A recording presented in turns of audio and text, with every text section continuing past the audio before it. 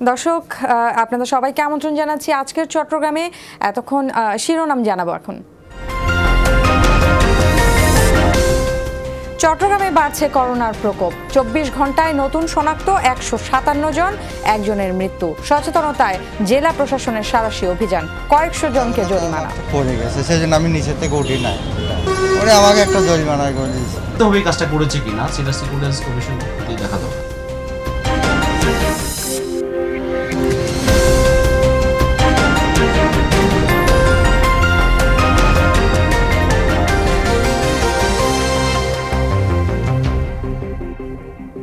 এতক্ষণ শিরোনাম দেখছিলেন, এবার জানাবো বিস্তারিত। চট্টগ্রামে করোনা আক্রান্তের হার বেড়েই চলেছে। গত 24 ঘন্টায় নতুন করে আক্রান্ত হয়েছেন আরও 157 জন, মৃত্যু হয়েছে একজনের। সিভিল সার্জন কার্যালয়ের তথ্য মতে গেল 24 ঘন্টায় চট্টগ্রামের বিভিন্ন ল্যাবে 1382টি নমুনা পরীক্ষায় 157 জনের শরীরে করোনা সংক্রমণ ধরা পড়ে। এর মধ্যে শহর এলাকায় 133 জন এবং উপজেলায় 24 জন। আক্রান্তের হার 11.36%। চট্টগ্রামে এখন পর্যন্ত মোট 1,48,200 জনের নমুনা পরীক্ষা করা হয়েছে। এর মধ্যে 22,883 জন পজিটিভ। গত 24 ঘন্টায় একজন সহ এখন পর্যন্ত চট্টগ্রামে করোনায় মৃত্যু হয়েছে মোট 311 জনের।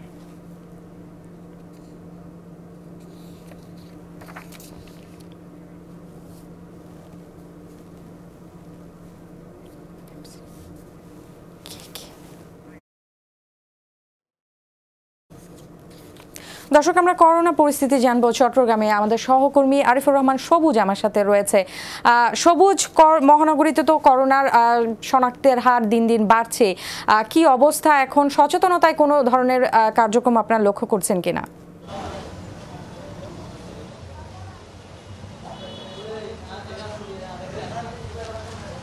চলতি মাস থেকে আসলে নেন্সি একেবারেই ভয়ঙ্কর আকার ধারণ করেছে যেটিকে বলা যায়, এবং যে সেকেন্ড ওয়েভের কথা বলা হচ্ছিল সেই সেকেন্ড ওয়েভ শুরু হয়ে গেছে, এটি নিঃসন্দেহে বলা যায়। এবং সেই হিসাবেই মানুষজনের মধ্যে আসলে যেই সচেতনতা থাকার কথা ছিল সেই সচেতনতা একেবারেই নেই।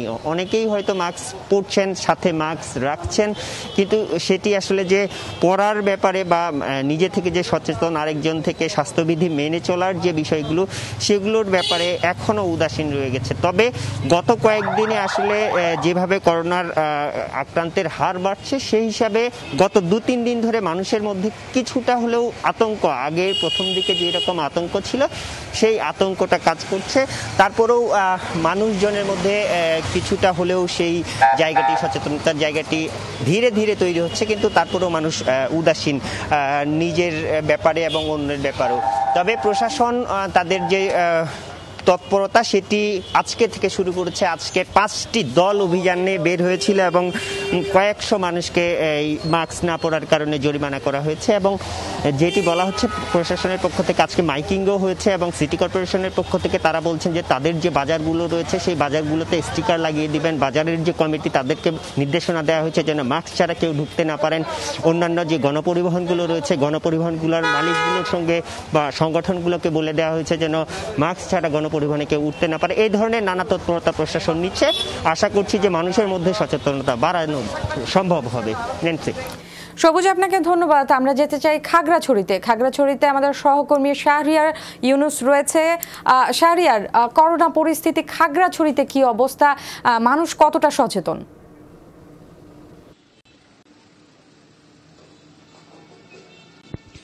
জেনেন্সি, আমি আপনাকে একটি সুসংবাদ দিয়েই শুরু করতে চাই।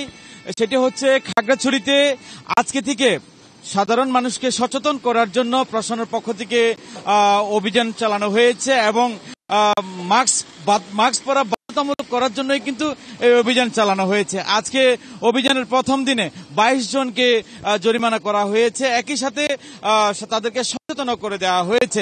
একই সাথে পুরো জেলায়, খাগড়াছড়ি জেলা শহর ছাড়াও কিন্তু জেলার যে বিভিন্ন উপজেলায় আছে সেই উপজেলাগুলোতেও কিন্তু এই সচেতনতামূলক কার্যক্রমের পাশাপাশি ভ্রাম্যমাণ আদালতের অভিযান শুরু হয়েছে।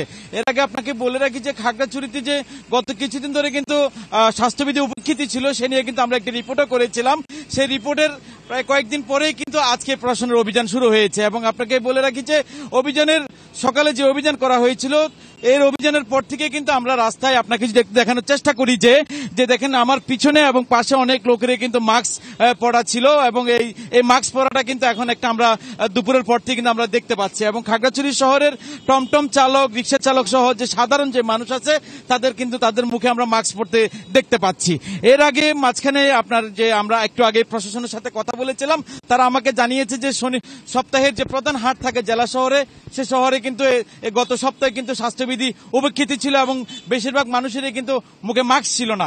তবে এইবার প্রশাসনের পক্ষ থেকে সড়ক প্রচার যেমন জোরদার করা হয়েছে, তেমনি করে মাস্ক পরাটাও কিন্তু বাধ্যতামূলক করার জন্য কিন্তু হাট বাজারের দিনে সেটি কিন্তু তারা তৎপর রয়েছে। ইউনুস, আপনাকে ধন্যবাদ আমাদেরকে বিস্তারিত জানিয়ে দেওয়ার জন্য।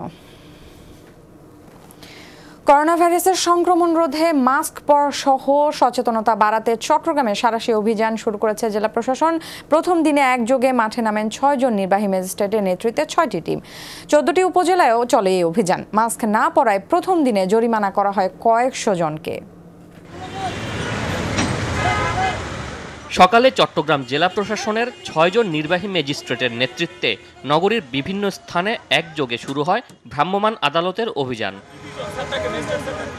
অভিযানে দেখা যায় বেশিরভাগ মানুষ মাস্ক পরেননি, পকেটে বা থুতনিতে ঝুলিয়ে রেখেছেন অনেকে। আবার ম্যাজিস্ট্রেট দেখে তড়িঘড়ি করে মাস্ক পরেন কেউ কেউ। রাস্তাঘাটে এবং গণপরিবহনে মাস্ক না পরায় জরিমানা করা হয় অনেককে। তাই বললাম আমার মাস্কটা পরে গেছে, সেই জন্য আমি নিচের থেকে উঠি নাই। ওরে আমাকে একটা জরিমানা করে দিয়েছে 500 টাকা। যাত্রীর মাস্ক ছিল না আর স্টাফের মাস্ক ছিল না, সেজন্য গাড়ি দাঁড়াইতে বলছে, দাঁড়াই নেই।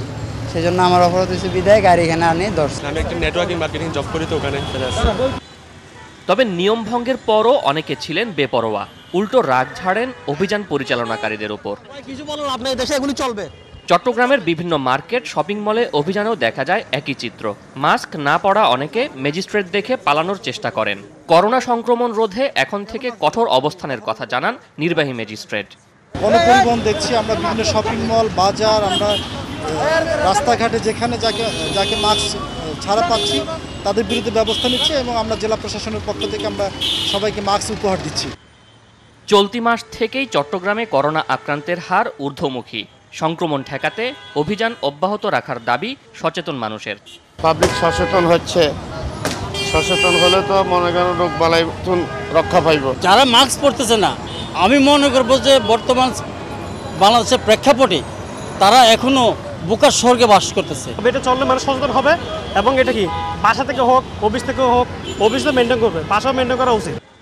চট্টগ্রামের 16 উপজেলায়ও অভিযান চালিয়ে জরিমানা করা হয় কয়েকশো জনকে। শোয়েব রহমান, যমুনা নিউজ, চট্টগ্রাম। দর্শক, আজকে চট্টগ্রাম থেকে এই পর্যায়ে একটা বিরতি নিচ্ছি, আমাদের সাথেই থাকুন।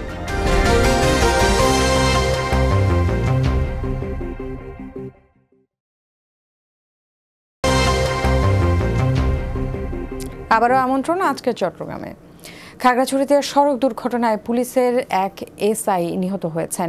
সকালে সদর উপজেলার গামারিডালা এলাকায় দুর্ঘটনা ঘটে। পুলিশ জানায় এসআই পার্থ একটি মামলার সাক্ষ্য দিতে মোটরসাইকেলে রাঙামাটি থেকে খাগড়াছড়ি আসছিলেন।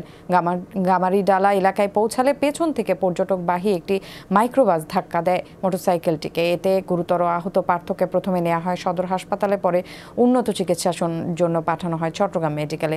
সেখানেই তার মৃত্যু হয়। এই ঘটনায় চালক পালিয়ে গেলেও মাইক্রোবাসটিকে জব্দ করেছে পুলিশ। কুমিল্লার মুরাদনগরে গুজব ছড়িয়ে হামলা ও ভাঙচুরের প্রতিবাদে বিক্ষোভ মিছিল ও প্রতিবাদ সমাবেশ হয়েছে রাঙামাটিতে।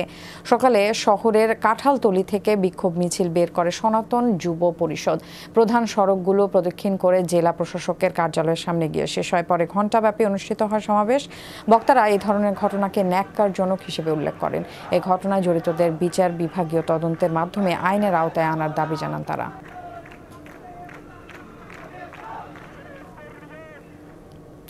সম্প্রতি অনুষ্ঠিত উপনির্বাচনে কারচুপি ও নেতাকর্মীদের উপর হামলা মামলার প্রতিবাদে রাঙামাটিতে বিক্ষোভ করেছে যুবদল। সকালে পৌরসভা চত্বর থেকে মিছিল বের করে নেতাকর্মীরা। বিভিন্ন সড়ক ঘুরে মিছিলটি দলীয় কার্যালয়ে এসে শেষ হয়। বক্তারা অভিযোগ করেন জোর করে নির্বাচনে জিতেছে আওয়ামী লীগ।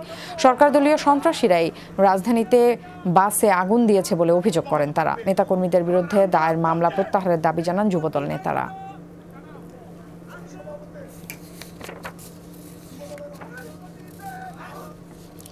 চট্টগ্রাম পুঁজিবাজারে সূচক এমনিতেই নিম্নমুখী, তার উপর এবার আর্থিক প্রতিবেদনে কারসাজির অভিযোগ উঠেছে নামি দামি কিছু কোম্পানির বিরুদ্ধে। ৩৬টি কোম্পানি এবার কোনো লভ্যাংশই দেয়নি, আর নামমাত্র দিয়েছে ৩৮টি। এ নিয়ে হতাশ চট্টগ্রামের বিনিয়োগকারীরা। এসব কোম্পানির অডিট রিপোর্ট যাচাইয়ের দাবি জানিয়েছেন তারা। পুঁজিবাজারে তালিকাভুক্ত ৩৬টি কোম্পানি এবার বিনিয়োগকারীদের মুনাফা দেয়নি। এর মধ্যে ছোটখাটো প্রতিষ্ঠান যেমন আছে, তেমনি আছে নামিদামি প্রতিষ্ঠানও। স্টক এক্সচেঞ্জের ওয়েবসাইটে দেখা যায় United Airways, Legacy Footwear, Family টেক্সটাইলের মতো প্রতিষ্ঠান আছে লভ্যাংশ না দেওয়ার তালিকায়। এর বাইরে আরও ৩৮টি প্রতিষ্ঠান নামমাত্র ১ থেকে ৫% লভ্যাংশ ঘোষণা করেছে। নামিদামি প্রতিষ্ঠানগুলোর এমন আচরণে হতাশ বিনিয়োগকারীরা। নর্দার্ন জুট 11 টাকা আপনার ইনকাম করার পরে 0.5 মানে 50 পয়সা 5% সে ক্যাশ ডিভিডেন্ড দিয়েছে। তো সেক্ষেত্রে বিনিয়োগকারীদের প্রত্যাশা অনেক বেশি ছিল, কিন্তু ওইভাবে বিনিয়োগকারীর প্রত্যাশা ডিভিডেন্ডের দিকে পরিপূরণ হয়নি। এসব কোম্পানি কারসাজি করে লভ্যাংশ ঘোষণা করেনি বলে অভিযোগ বিনিয়োগকারীদের। বিষয়টি খতিয়ে দেখার দাবি জানিয়েছেন তারা। বহু কোম্পানির সাথে 10 থেকে 15%, 20% অ্যাভারেজ দিয়ে যেত। বলা চলে প্যান্ডামিক ইস্যুকে কেন্দ্র করে এই কোম্পানিগুলা পরিকল্পিতভাবে কাজটা করেছে কিনা সেটা সিকিউরিটিজ কমিশনকে খতিয়ে দেখা দরকার। তবে এরই মধ্যে পুঁজিবাজারে তালিকাভুক্ত হয়েছে 3টি বড় প্রতিষ্ঠান, আরও 7টি প্রতিষ্ঠান আসছে বাজারে। এতে পুঁজিবাজারে নতুন গতি আসবে বলে আশা অনেকের। রবির মতো কোম্পানি ক্যাপিটাল মার্কেটে আসছে, এই ধরনের আরও অনেকগুলো কোম্পানি আছে যারা বাজারে আসার প্রক্রিয়াধীন। তো এটা আসলে আমাদের ক্যাপিটাল মার্কেটের জন্য খুব ভালো একটা উদ্যোগ। লভ্যাংশ না দেয়া এবং নামমাত্র লভ্যাংশ দেয়া এসব কোম্পানির অডিট রিপোর্ট যাচাইয়ের দাবি বিশেষজ্ঞদের। হোসাইন জিয়াদ, যমুনা নিউজ, চট্টগ্রাম। আজকে চট্টগ্রাম থেকে আরও একটা বিরতি নিচ্ছে, আমাদের সাথেই থাকুন।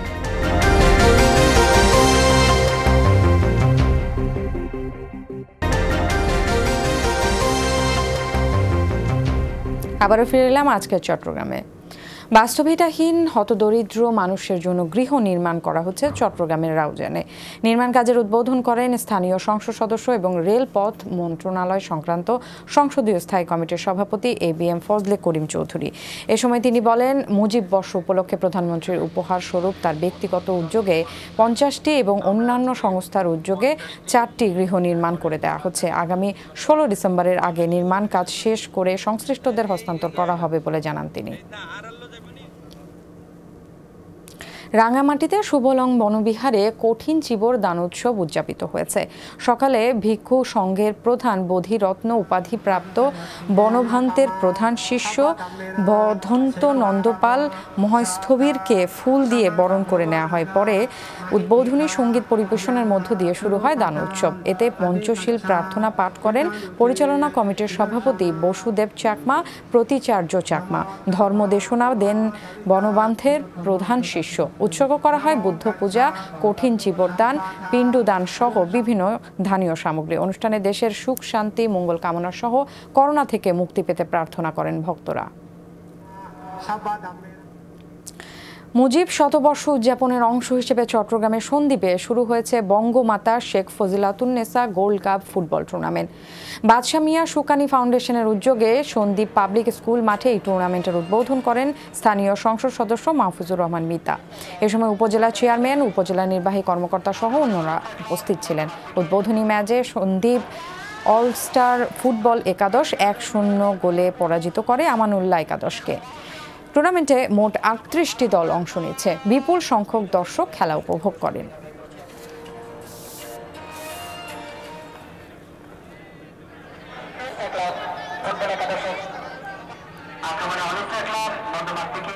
দর্শক, এই ছিল আজকের চট্টগ্রামে। এতক্ষণ সাথে থাকার জন্য সবাইকে ধন্যবাদ।